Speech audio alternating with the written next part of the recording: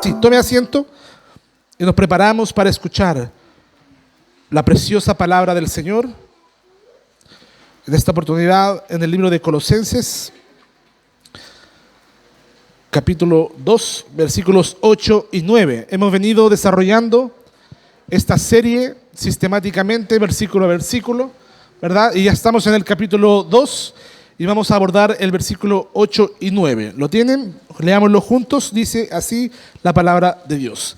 Mirad que nadie os engañe por medio de filosofías y huecas sutilezas, según las tradiciones de los hombres, conforme a los rudimentos del mundo, y no según Cristo, porque en él habita corporalmente toda la plenitud de la deidad. Amén y amén. Esta serie de sermones tiene por título la supremacía de Cristo o la preeminencia de Cristo en la iglesia. Bueno, es más que simplemente la iglesia. Hemos podido ver que la preeminencia y la supremacía de Cristo es sobre todo lo creado, ¿verdad? Visible e invisible, inclusive, sean tronos, potestades, porque Él es la cabeza de la iglesia también. Bueno, el sermón de hoy día tiene por título Cristo, verdadero Dios y verdadero hombre. Amén. Cristo, verdadero Dios y verdadero hombre. Imagina, hermano amado, un castillo en lo alto de una colina. De ese tipo de castillos medievales, ¿verdad? Ahí en lo alto de una colina, y sus habitantes pueden vivir seguros porque están bajo el cuidado de un rey que es sabio y bondadoso.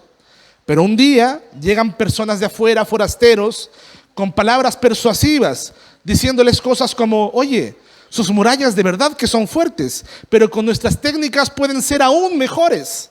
O pueden decirle: ¿saben qué? Su rey de verdad que es un rey bueno, pero tenemos conocimientos secretos que les pueden dar una sabiduría aún mayor y superior. Oye, no queremos que abandonen a su rey, no queremos que salgan de su castillo, solo queremos complementar su protección con nuestras estrategias. Convencidos de que están mejorando su seguridad, los habitantes abren pequeñas puertas en la muralla, pequeñas brechas, ¿verdad? Sin darse cuenta de que están comprometiendo su defensa. Al final, lo que parecía un beneficio resultó en una invasión que puso en peligro sus vidas y su lealtad al rey. Bueno, así como esta historia hipotética, ¿verdad? Ficticia, mejor dicho, la iglesia de Colosas enfrentaba un grave peligro, hermanos amados. Filosofías humanas, rituales místicos y el gnosticismo que amenazaba con restarle a Cristo su lugar como el único salvador para ellos. La tentación era grande: buscar una sabiduría superior o buscar una salvación más completa fuera de Cristo. Pero Pablo les advierte diciendo: mirad que nadie os engañe. Mira que nadie te engañe. No era una amenaza externa o evidente. Más bien era una influencia sutil, hermanos. Estamos hablando de sutilezas, ¿verdad? Que podía alejarlos de la verdad que es Cristo. Hoy día, hermanos amados, no es muy diferente. Hoy día no es muy distinto a las tentaciones que tenía con los colosenses. No es muy distinto para nosotros, porque hoy día enfrentamos el mismo peligro: ideologías, falsas enseñanzas que nos presentan, que se presentan como complementos a nuestra fe. Para ideas que te dicen: está bien, Cristo está bien para ti, pero Cristo no es suficiente para ti. Son también este complemento, ¿verdad? Por lo tanto, pero son en realidad cuestiones que nos apartan de la centralidad y la suficiencia de Cristo. Hermanos, piensa en la palabra suficiente o suficiencia. Si algo es suficiente, no necesitas añadirle algo más. La pregunta con la que quiero partir en esta mañana: ¿Cristo es suficiente para ti? Analicemos. En este pasaje, hermanos, Pablo nos recuerda que en Cristo habita toda la plenitud de Dios y que solo en Él encontramos todo lo que necesitamos. Así que el llamado es claro: permanecer leales a Cristo y no dejarnos arrastrar por filosofías vacías, huecas, que nos desvíen de su verdad. Como punto número 1, analicemos lo que nos dice el pasaje del versículo 8. Dice: mirad que nadie os engañe por medio de filosofías y huecas sutilezas, según las tradiciones de los hombres, conforme a los rudimentos del mundo y no según Cristo. Por lo tanto, lo que tenemos aquí es una advertencia contra filosofías y huecas sutilezas. Pablo comienza este versículo diciendo: nadie te engañe, observa, mira bien, está atento a tu alrededor. Y esta no es solamente una advertencia ligera, ¿verdad? Aquí hay un llamado urgente, un despierta, por favor, ¿verdad? Un llamado urgente a estar alerta. Los creyentes en Colosas estaban siendo atacados por enseñanzas que no eran incorrectas, sino peligrosas para su fe.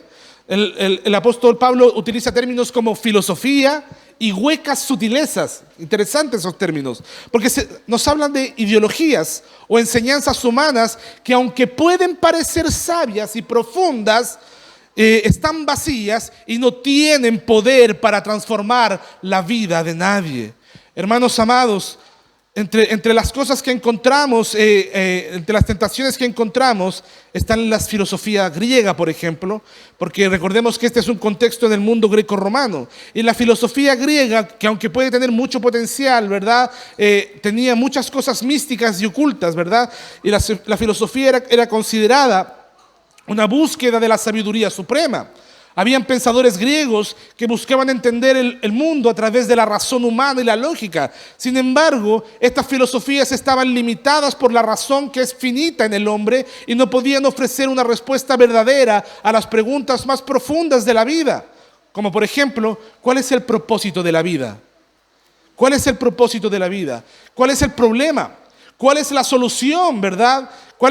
¿Cómo me puedo relacionar con Dios? La filosofía no podía entregarte estas respuestas. Es por eso que el apóstol Pablo señala que estas filosofías carecen de poder para salvar. La filosofía no salva a nadie. La filosofía puede ser una herramienta muy útil para comprender la fe, ¿verdad? Pero la filosofía no es la madre de las ciencias. ¿Sabe cuál es la madre de todas las ciencias? La teología. Comprender la vida a través de la fe en Dios te da respuestas concretas y verdaderas. Por eso es que los filósofos terminan, hermanos, más angustiados que la gente normal, ¿verdad? Terminan con tremendas crisis existenciales porque nunca encuentran la respuesta.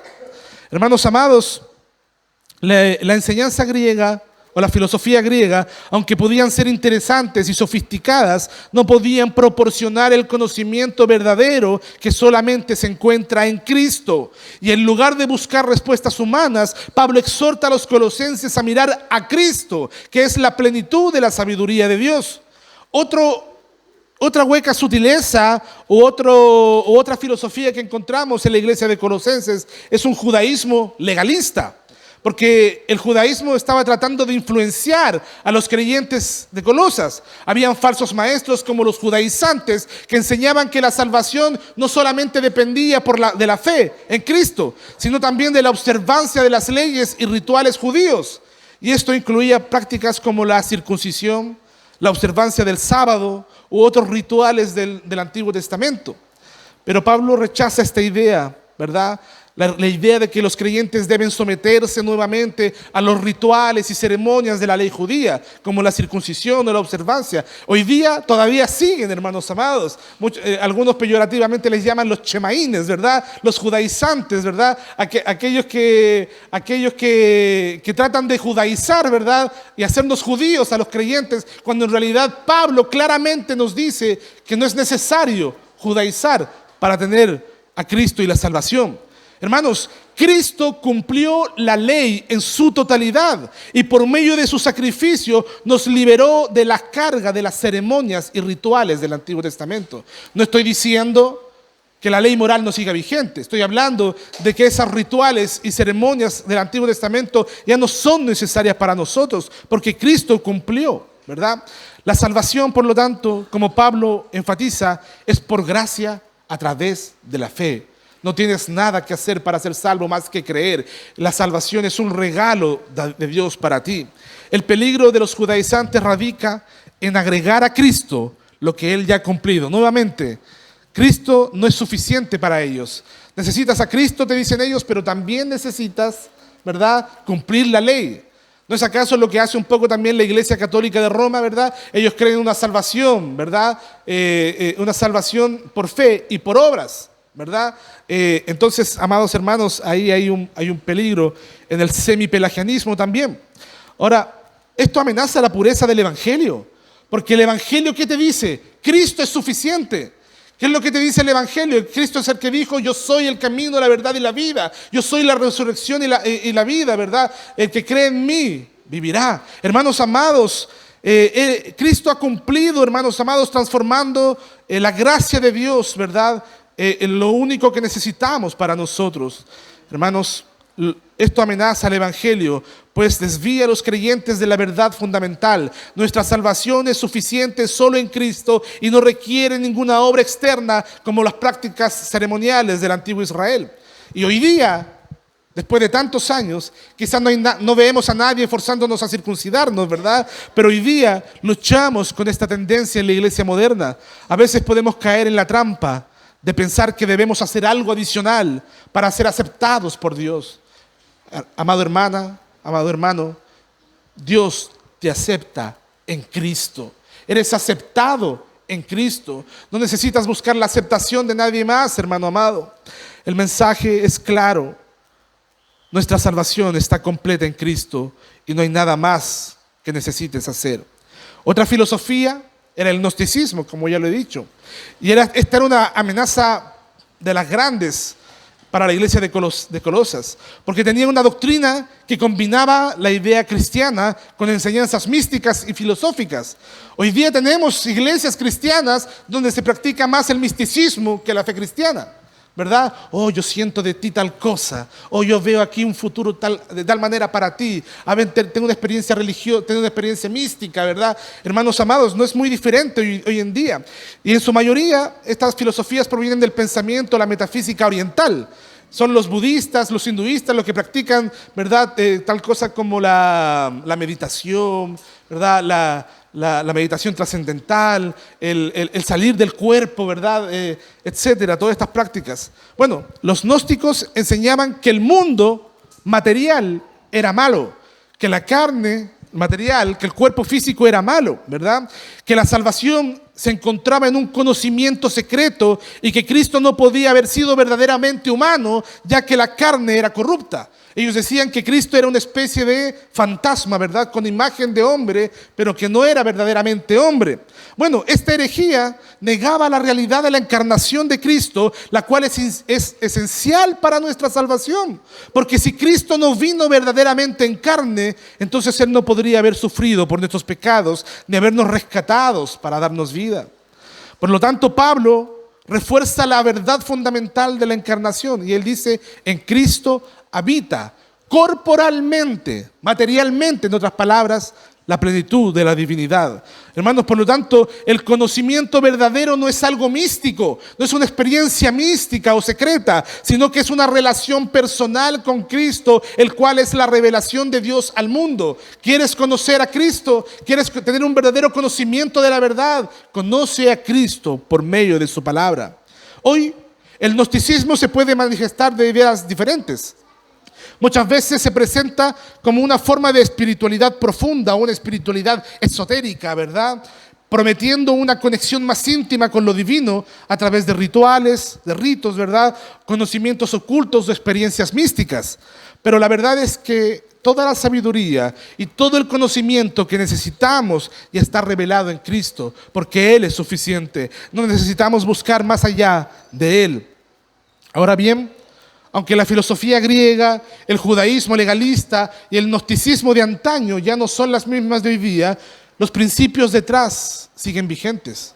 Vivimos en una época donde el humanismo secular, el sincretismo religioso, el relativismo moral tratan de ocupar el lugar de Cristo. Muchas veces estas influencias prometen soluciones fáciles o sabiduría más avanzada, pero lo que hacen es alejar la verdad central. En Cristo toda la plenitud está, ¿verdad? En Cristo está toda la plenitud de la divinidad. Por eso el apóstol Pablo nos llama a estar alerta. Mirad, mira bien, abre los ojos, ¿verdad? Mira bien, nos llama a estar alerta y a no dejarnos llevar por esas filosofías que nos engañan. Debemos estar firmes en nuestra fe y recordar que solo en Cristo tenemos todo lo que necesitamos para la vida y la salvación. Cualquier enseñanza que nos aleje de Él es vacía y es peligrosa. Hermanos, debemos vivir con certeza de que Cristo es suficiente y nada más que Él. En segundo lugar, Leamos el versículo 9 para abordar lo que nos enseña este versículo. Dice, porque en Él habita corporalmente toda la plenitud de la deidad, de la divinidad.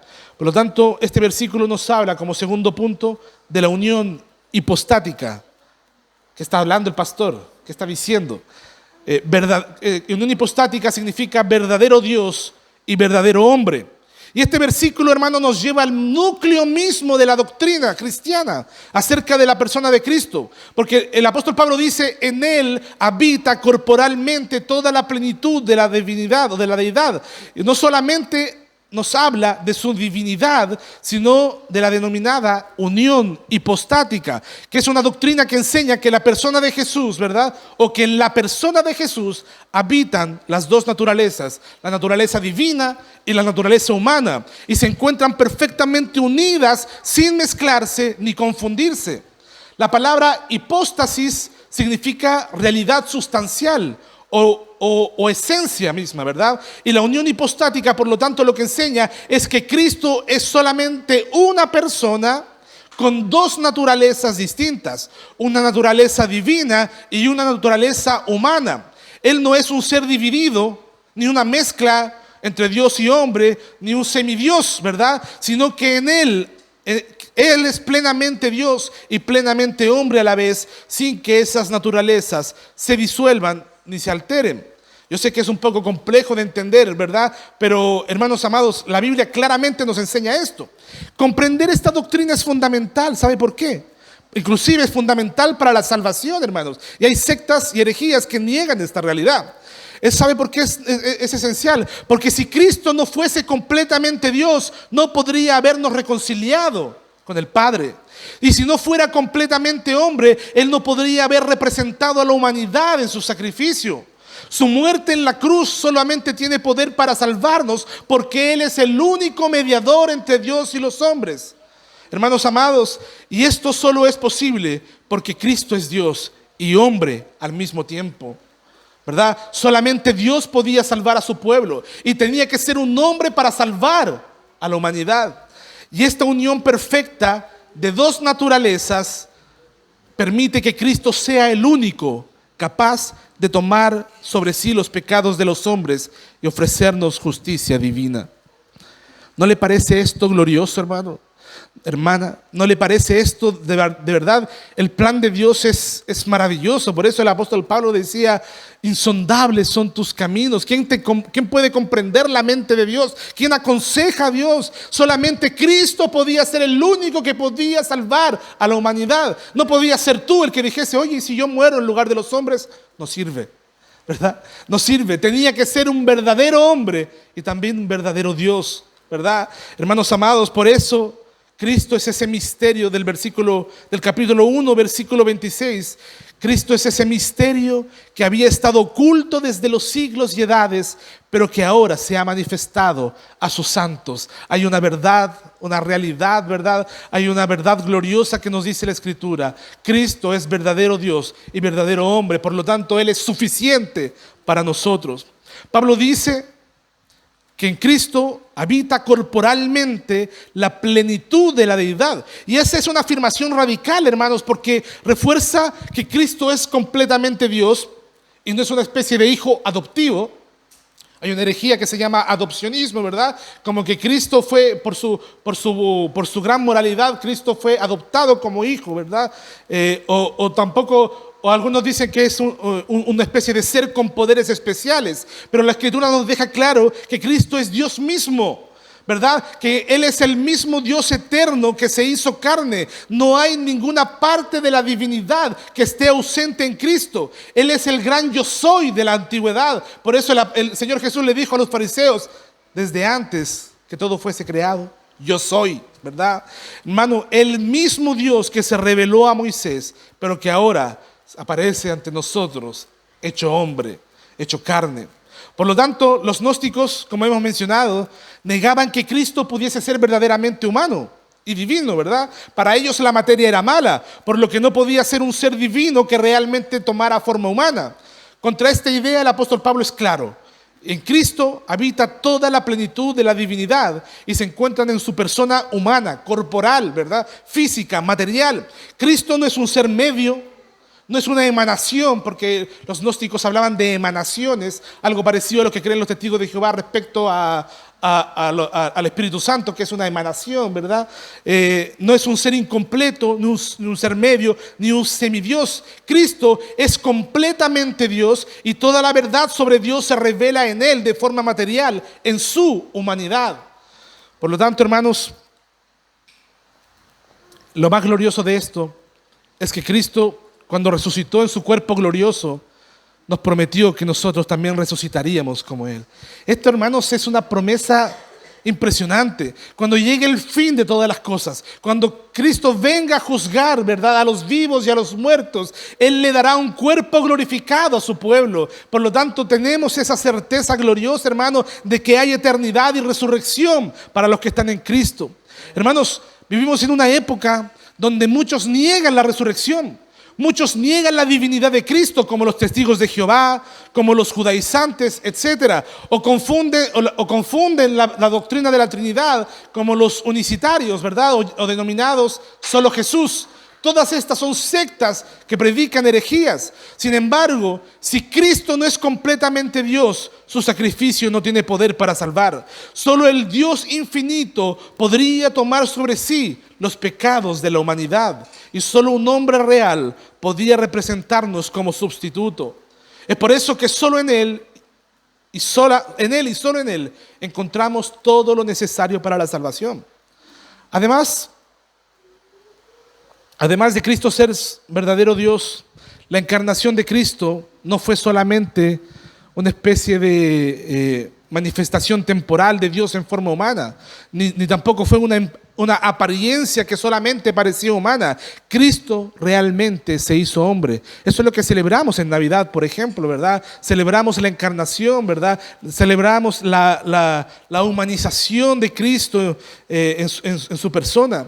Cristo se hizo verdaderamente hombre y experimentó la vida en su totalidad. Nació de una mujer, creció, se cansó, lloró, comió y finalmente murió. La divinidad de Cristo se unió con su naturaleza humana completa, sin pecado, pero plenamente humana. De modo que el autor del libro de Hebreos nos dice que no tenemos un sumo sacerdote que no pueda compadecerse de nosotros, sino que tenemos uno que se compadece de nosotros, porque conoce lo que es ser carne, conoce lo que es estar en la fragilidad de la humanidad. Hermanos amados, la divinidad de Cristo y su humanidad realmente es una doctrina maravillosa. La unión de lo divino y lo humano en Cristo es un misterio glorioso. En su persona, el Verbo, Dios mismo, se hizo carne, como dice el apóstol Juan en el capítulo 1, versículo 14. Por lo tanto, este misterio es esencial porque solamente un verdadero hombre podría haber representado a la humanidad de manera perfecta. El hombre fue el que pecó, era el hombre el que tenía que recibir el castigo. Dios se hizo carne y solamente un verdadero Dios podía haber cumplido el propósito de redimir a la humanidad. Por lo tanto, cuando pensamos en este versículo, toda la plenitud de la divinidad habita en Cristo, lo que nos hace es gritarnos que solamente Cristo es suficiente para nuestra salvación. No necesitas, hermano amado, buscar a ninguno otro. No necesitas añadir a otro elemento para tu salvación. No necesitas rituales, no necesitas huecas sutilezas, ni filosofías humanas, ni otros mediadores, porque en Cristo y solo en Cristo ya está todo lo que necesitamos. Él es el camino, Él es la verdad, Él es la vida y no hay otra fuente de salvación, querido hermano, querida hermana. Esta es la predicación evangélica, esta es la predicación del Evangelio. Cristo es todo lo que tú y yo necesitamos para la salvación y para vivir. Cualquier intento de añadir algo a su obra redentora solamente lo que hace es diluir el Evangelio y nos aleja de la pureza de la verdad de Cristo. Por lo tanto, como creyentes, debemos mirar constantemente a Cristo. Miremos a Cristo. ¿A dónde puedo mirar a Cristo? Si yo no he visto a Cristo, míralo en las Escrituras. Míralo en el sacramento. Mira su carne y mira su sangre. Miremos a Cristo, hermanos amados. Debemos mirar constantemente a Cristo como el centro de nuestra vida. Él es la razón de nuestra existencia. Él es el propósito de nuestra fe. Si nuestra salvación, hermanos, depende de Él y está completa en Él, entonces todo en nuestra vida debe orientarse hacia Él. Y nuestra vida está segura, porque Él ha dicho: mis ovejas me conocen y yo las conozco, y nada las arrebatará de mi mano. Por lo tanto, Él nos sostendrá, hermanos. Hermanos amados, la centralidad de Cristo en nuestras vidas no es una doctrina que se predica solamente de manera teórica aquí en el púlpito. Es una verdad práctica que debe moldear nuestra forma de vivir, nuestra forma de pensar, nuestra forma de actuar. Cristo debe volverse el centro de nuestras vidas. Los colosenses debían elegir entre persistir escuchando estos falsos maestros que negaban la humanidad o la divinidad de Cristo, o confiar fielmente en la doctrina apostólica de Pablo, que les estaba diciendo: oye, Cristo es suficiente, porque Él es verdadero Dios y verdadero hombre. A nosotros también nos toca constantemente definir nuestra lealtad. Constantemente nos toca definir a quién somos leales. ¿Está nuestra lealtad en Cristo y en su palabra? ¿O fácilmente oímos esas malas filosofías, esas huecas sutilezas, verdad, de las que nos habla el apóstol Pablo y que este mundo nos ofrece? Mirad, que nadie os engañe, hermano amado, hermana amada. Como conclusión, consideremos esta advertencia del apóstol Pablo y la gloriosa verdad de la plena divinidad y humanidad de Cristo. Nuestra respuesta debe ser clara: permanecer fieles en Cristo y deleitarnos en Él. Ser leales a Cristo y deleitarnos en Él. No debemos ser engañados por filosofías humanas ni falsas enseñanzas que intentan disminuir la supremacía y la preeminencia de Cristo. No hay nada fuera de Él que pueda sostenernos, que pueda guiarnos o salvarnos. No es una criatura, escuche bien esta frase: Cristo no es una criatura exaltada ni un ser meramente glorioso. Él es eterno y verdadero Dios. Él no es el mejor de las criaturas. Él es Dios. Él es Dios. Él es eterno y verdadero Dios, en quien habita corporalmente toda la plenitud de la divinidad. Alguien podría argumentar que Jesús puede ser una criatura incomparablemente elevada, el mejor de las criaturas. Pero recordemos esto: no importa cuán exaltada sea una criatura, sigue siendo una criatura finita, dependiente y también limitada. Pero ese no es Cristo, hermanos. Entre el Creador y la creación hay un abismo inconmensurable que nunca puede ser cruzado, y solo Dios es eterno, autosuficiente y digno de toda adoración, y ese es Cristo. Por eso nos gozamos en Cristo. Él no es un simple maestro moral, no es un ejemplo a seguir entre muchos otros, hermanos amados. Él es la norma absoluta. Él es el punto de referencia de toda verdad, sabiduría y justicia. Como declaró B.B. Warfield alguna vez: la misma deidad de Dios, aquella que hace que Dios sea Dios, tiene en su totalidad su hogar permanente en nuestro Señor, en su forma corporal. Esta es nuestra certeza. En Cristo tenemos todo lo que necesitamos. No hay necesidad de buscar fuera de Él, porque Él es suficiente. Si queremos conocer a Dios, debemos mirar a Cristo. Miremoslo hoy día en su palabra. Miremoslo hoy día a través del santo sacramento de la Eucaristía. Si queremos la salvación, debemos confiar en Cristo. Si queremos sabiduría, debemos aferrarnos a Cristo. Así que, amado hermano, amada hermana, amada iglesia, permanezcamos firmes en Él, sin ser arrastrados por doctrinas vacías, y vivamos en la seguridad de que Cristo y solo en Cristo encontramos la plenitud de la vida, porque en Él habita la plenitud de la divinidad. Soli Deo Gloria. Te invito a que a ponerte de pie y oremos al Señor